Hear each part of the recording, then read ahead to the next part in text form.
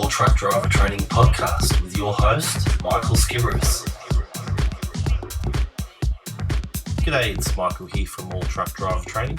Today I want to talk a little bit about the expected changes that the HVCBA scheme in New South Wales is due to experience.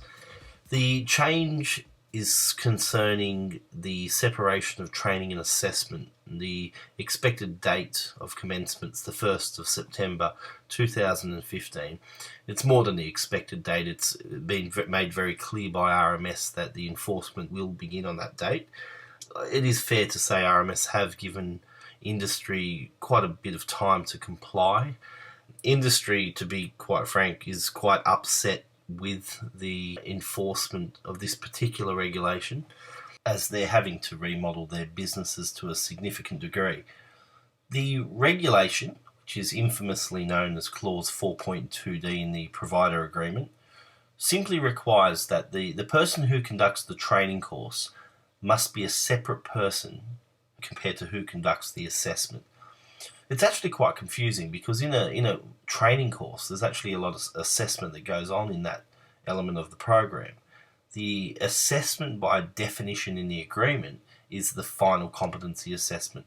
So as long as the assessment or the final competency assessment is conducted by a separate person, that's satisfactory in regards to compliance with the contract. Our position at All Truck Driver Training is simple. We must comply with anything the RMS impose on us, with exception for times where the RMS require that we break a law.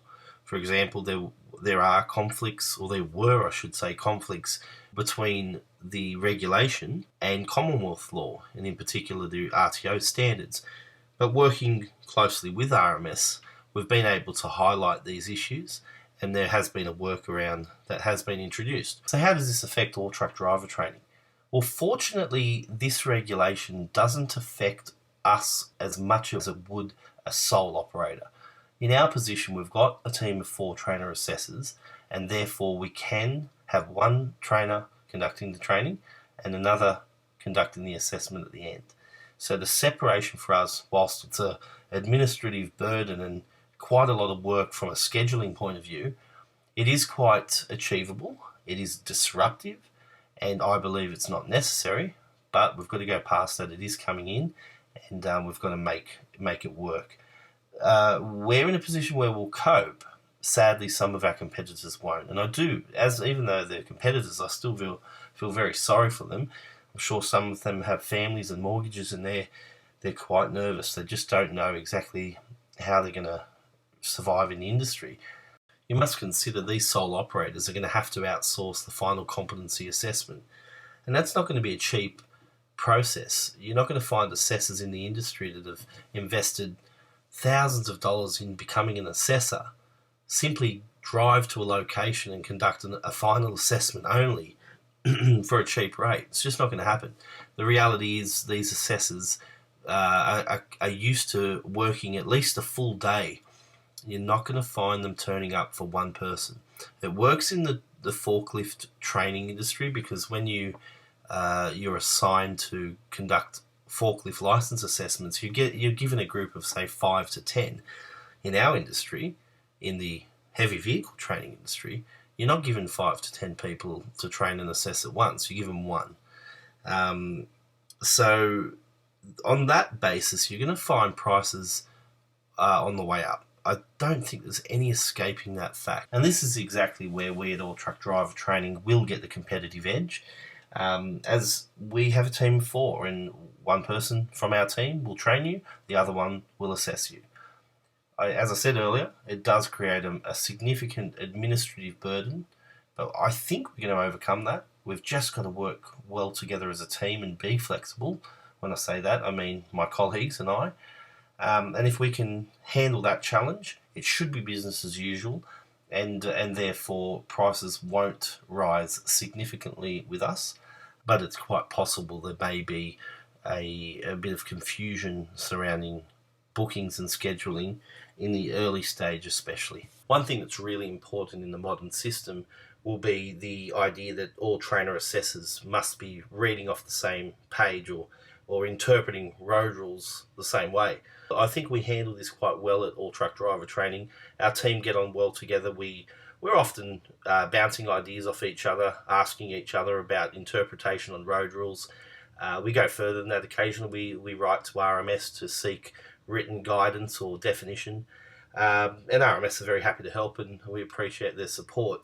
We simply can't have a system where a trainer trains to a particular standard only to find the assessor has a different view on what competence looks like, and that would be a recipe for clients failing tests. So we don't want that. The recent purchase of the Hino 300 with the 7-seat crew cab really supports our ability to conduct validation sessions where we'll have our whole team in the same vehicle and we'll do a few laps of the FCA circuit and talk about particular tricky situations, or in fact what we could even do and what we will start to do is I might be the one driving, my colleague might be the one doing a dummy assessment on me.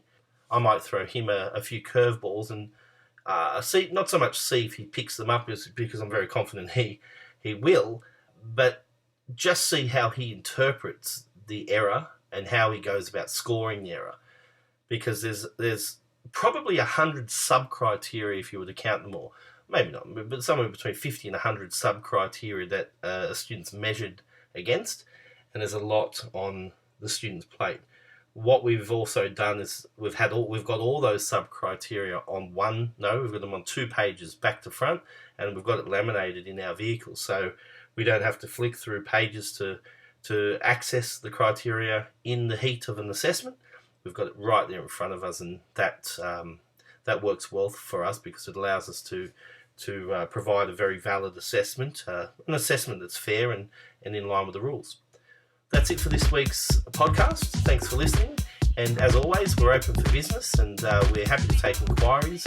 I've got a brand new fleet of trucks. A couple of them are coming online in the next week or so. And happy to provide service to anyone interested. You can call us on 02 9602 1177, or you can email us at info at adt.nsw.edu.au. Check us out on our website at adt.nsw.edu.au, or at facebook.com/alltruck, ALLTRUCK. Thanks for listening.